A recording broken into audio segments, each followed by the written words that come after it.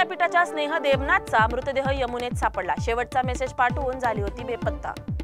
स्वतंत्र अभिव्यक्तीची किंमत समजा, सुप्रीम कोर्टाचा सरकारला इशारा। सोशल मीडियावरील द्वेषजन्य पोस्टवर चिंता।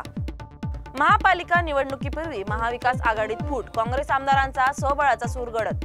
शिर्डीतील बनावट कंपनीने दुप्पट परतावा देण्याच्या नावाखाली रुपये 300 कोटींची फसवणूक केली, एक अटकेत।